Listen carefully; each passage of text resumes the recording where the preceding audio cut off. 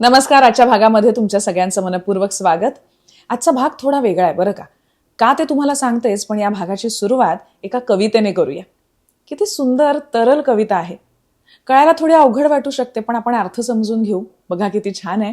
कवितेचं नाव आहे माझे गाणे. माझे गाणे विजनवासी, पण ते नव्हे अरण्य रुदन. बघा, पहिल्या 2 ओळीतच मराठी भाषेची श्रीमंती दिसते. जंगलात एकांतात राहतात ते निर्जन, माणूस नसलेल्या जागी राहतात म्हणून विजनवासी. पण जो रडून त्याचे रडणे कोणी ऐकत नाही, जणू अरण्यात रडण्यासारखे ते वाया जाते. कारण आपल्या दुःखाची कोणी दखल घेणारे नसेल तर रडणे काय कामाचे, असे अरण्य रुदन.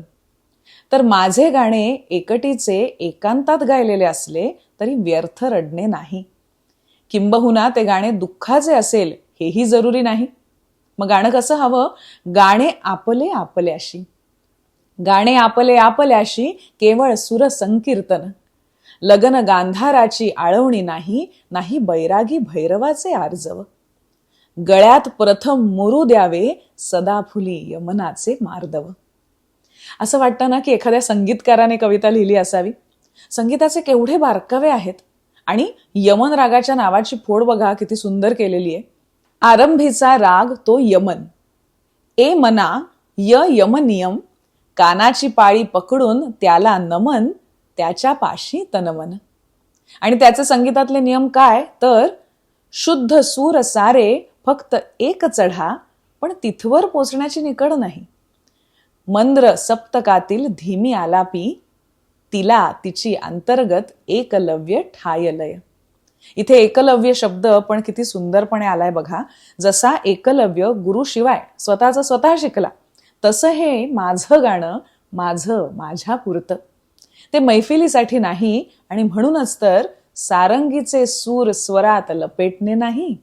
सारंगीचे सूर स्वरात लपेटणे नाही, तबल्याचा ठेकेबाज टेकू नाही. मग साथीला केवळ तानपुऱ्याचा साज, कंठातून गाणे उमटत नसेल तेव्हाही दिमागे रियाज. वा, कंठातून गाणे उमटत नसेल तेव्हाही दिमागे रियाज. प्रत्येक रियाज म्हणजे एक एक मैफलच व्हावी, बांधीव बंदिश पूर्णाकार. माझे गाणे माझ्यासाठी आतल्या आत सतत झंकार. आपले गाणे आपल्या मनात सतत वाहत राहिले पाहिजे, त्याचा आपल्याला विसर पडता कामा नये. दिमागे रियाज ही काय सुंदर कल्पना आहे ना. म्हणजे गायक गात नसतो तेव्हाही गाणं मनात सुरू असतंच. रसिकाला ऐकू येणारं गाणं हे कदाचित 10% असतं, पण 90% रियाज तर मनात होत असतो. आता मला सांगा, ही कविता एखाद्या संगीतातल्या जाणकाराला सुचू शकते असंच वाटतं की नाही? पण ही कवयित्री चक्क डॉक्टर आहे, आणि ती सुद्धा गायनेकोलॉजिस्ट म्हणजेच प्रसूती तज्ज्ञ. आणि भारतात नव्हे, लंडनमध्ये प्रॅक्टिस करणारी. धक्का बसेल ना? त्यांच्या बाबतीत असे बरेच धक्के आपल्याला पचवायचे आहेत. त्यांचं नाव तारा वनारसे, किंवा लग्नानंतर ताना बेनेडिक्ट रिचर्ड्स वनारसे. अर्थात तुमच्यापैकी 60 ते 90च्या दशकात वाचक असणाऱ्या अनेकांना हे नाव ऐकून नॉस्टॅल्जिक म्हणजे अगदी जुनी आठवण आली असेल. कारण तेव्हा हे नाव आघाडीच्या आणि प्रयोगशील लेखिकांपैकी प्रमुख नाव होतं. पण कालांतराने काही महत्वाची नावं सुद्धा काळाच्या पडद्याआड जातात. त्यांना पुन्हा उजाळा देणं हे गरजेचं असतं. तसंच मला तारा वनारसे यांच्याविषयी वाटतं, कारण त्यांनी साहित्य क्षेत्रात केलेले काही प्रयोग इतके विलक्षण आहेत ना की आजची पिढी सुद्धा ते समजून घेतल्यानंतर थक्क होईल. पटकन एक उदाहरण देते. तुम्ही कधी शूर्पणखेच्या नजरेतून रामायण असा विचार केला आहे का? ताराबाईंनी हा विचार केला आहे. शूर्पणखेने रामावर प्रेम केले. त्या प्रेमाचे तिला शासन मिळाले. काय तर लक्ष्मणाने तिचे नाक कान कापले. मग तिने रावणाला सूड उगवायला सांगितले. आता हा कथाभाग आपल्याला ठाऊक असतोच, पण आपण शूर्पणखेचा विचार एक राक्षसी म्हणून करतो. पण तिचा विचार एक स्त्री म्हणून केला तर तिच्यावर अन्याय झाला असं म्हणता येईल का? की हा आर्य आणि अनार्य अशा 2 संस्कृतीतला संघर्ष होता? असे अनेक प्रश्न त्यांची शामिनी नावाची कादंबरी उपस्थित करते. शामिनी हे शूर्पणखेचंच एक नाव. या कादंबरीत घटना आपल्या परिचयाच्या आहेत, पण त्या घटनांचा भाग असणारी जी पात्र आहेत, व्यक्तिरेखा, कॅरेक्टर्स आहेत, त्यांच्या मनात तेव्हा काय चाललं होतं याचा वेध घेणारी ही कादंबरी आहे. त्यामुळे आपल्याला एरवी न जाणवलेल्या कितीतरी गोष्टी नव्याने लक्षात येतात. आता यामध्ये प्रत्येक प्रकरणात एकेका पात्राच्या मनातील विचार मांडले आहेत. ती पात्र पण कोण कोण आहेत? तर सीता, शूर्पणखेला शासन करणारा लक्ष्मण आणि लंकेत उपस्थित असणारा रावणाचा बंधू बिभीषण. हे असं वेगळं पुस्तक लिहिणं धाडसाचंच म्हटलं पाहिजे, नाही का? या पुस्तकाच्या शेवटी आर्यमा नावाचं एक काल्पनिक कॅरेक्टर म्हणजे एक काल्पनिक व्यक्तिरेखा सुद्धा येते. तुम्ही ही कादंबरी वाचली आहे का? किंवा तुम्हाला वाचायला आवडेल का? हे आम्हाला प्रतिक्रियेमध्ये नक्की सांगा. आता आधी तारा वनारसे कोण होत्या हे समजून घेऊया. मी मगाशी म्हटलं तसं त्यांच्या गोष्टीत अनेक विलक्षण गोष्टी आहेत. जसं की त्यांचा जन्म ज्यांच्या पोटी झाला ते माता पिता. 12 मे 1930 या दिवशी त्यांचा जन्म झाला. तो एका असाधारण घरात असं म्हणायला हरकत नाही, कारण या घराची पार्श्वभूमीच वेगळी होती. तारा वनारसे यांच्या आई या सामान्य गृहिणी नव्हत्या. त्या महर्षी धोंडो केशव कर्वे यांच्या आश्रमात वाढलेल्या बालविधवा होत्या. त्या आश्रमात हॉस्टेलवर देखरेख करत असत. नंतर ताराबाईंच्या आईने वनारसे यांच्याशी पुनर्विवाह केला. विचार करा, एका बालविधवेने महर्षी कर्वे यांच्या प्रेरणेने नवं आयुष्य स्वीकारलं आणि त्याच आईच्या पोटी जन्माला आली एक मुलगी जी आयुष्यभर स्त्री मनाचा शोध साहित्यातून घेत राहिली. याला केवळ योगायोग कसं म्हणायचं? सामाजिक सुधारणेच्या मातीत रुजलेला, स्त्री स्वातंत्र्याच्या श्वासात वाढलेला हा वारसा त्यांनी सांभाळला असंच म्हणायला हवं. शालेय शिक्षण पुण्यात झाल्यानंतर तारा वनारसे मुंबईला गेल्या वैद्यकीय शिक्षणासाठी. त्यानंतर उच्च शिक्षणासाठी इंग्लंडला. तिथे त्यांची भेट झाली डॉक्टर बेनेडिक्ट रिचर्ड यांच्याशी, एक ब्रिटिश शल्यविशारद, आणि ज्यांच्या सासूबाई ऑलिव्हिये या इंग्लंडमधील खानदानी कुटुंबातल्या होत्या. म्हणजे एकीकडे महर्षी कर्वे यांची शिकवण आणि दुसरीकडे ब्रिटिश खानदान.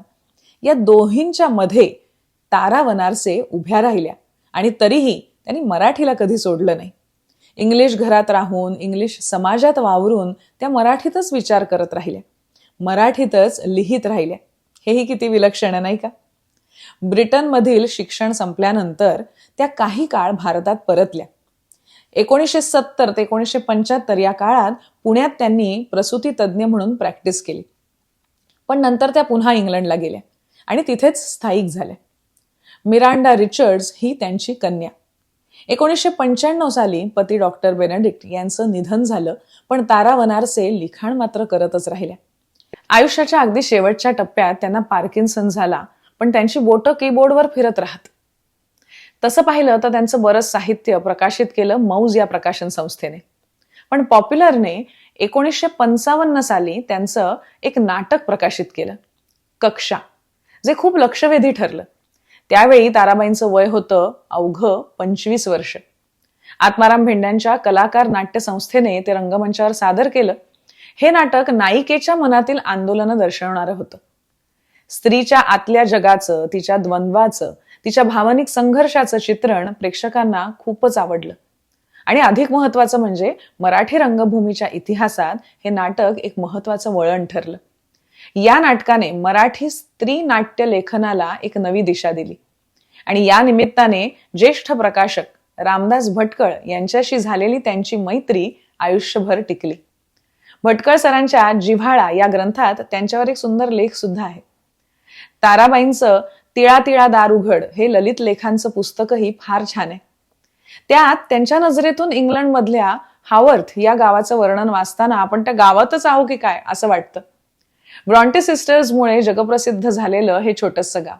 आता ब्रॉन्टे सिस्टर्स या इंग्लंडमधील 19व्या शतकातील अतिशय प्रतिभावान लेखिका भगिनी होत्या. शार्लट ब्रॉन्टे यांनी जेन एअर, एमिली ब्रॉन्टे यांनी वदरिंग हाइट्स आणि ॲन ब्रॉन्टे यांनी द टेनंट ऑफ वाइल्डफेल हॉल यासारख्या अजरामर कादंबऱ्या लिहिल्या. त्या काळातील स्त्रियांना लेखन क्षेत्रात फारसं स्थान नसल्यामुळे त्यांनी सुरुवातीला पुरुष टोपण नावांनी लिखाण केलं. तिघी बहिणी अल्पायुषी ठरल्या, पण इंग्रजी साहित्यात ब्रॉन्टे भगिनींचं स्थान आजही अत्यंत महत्वाचं आहे आणि मानाचं आहे. त्यांचा परिचय ताराबाई करून देतात. इंग्रजी साहित्यातील नवकथा मराठी वाचकांसाठी अनुवादित करतात. डॉक्टर असल्याने नर्सेस क्वार्टर्स सारखी एकांकिका त्यांनी लिहिली. सूर या कादंबरीत पाठीला पाठ लावून जन्मणाऱ्या जुळ्या भावांचं भावविश्व कसं असतं याचा त्यांनी विचार केला. 12 वारांवर घर हा कविता संग्रह लिहिला. हे सगळंच विलक्षण आहे नाही का? म्हणजे अशा लेखिकेला विसरून कसं चालेल सांगा. म्हणूनच आजचा हा भाग करणं आम्हाला खूप गरजेचं वाटलं. कारण दुर्दैवाने युट्यूबवर शोधूनही त्यांची माहिती मिळाली नाही. पण त्यांची पुस्तकं सहज उपलब्ध आहेत, ती नक्की वाचा. आणि तुम्ही वाचली असतील तर तुम्हाला कशी वाटली हे सुद्धा आम्हाला कळवा. जाता जाता त्यांच्या कवितेचे 2 वेगळे रंग तुमच्या समोर ठेवते. आता रंग 2, आशय अगदी भिन्न पण विषय एकच. सावली. ही सावली बघा कशी. सावली ग करवली माझी बहीण धाकुली. सावली ग करवली माझी बहीण धाकुली, उन्हा तान्हाच्या सासरी पाठराखीण जाहली.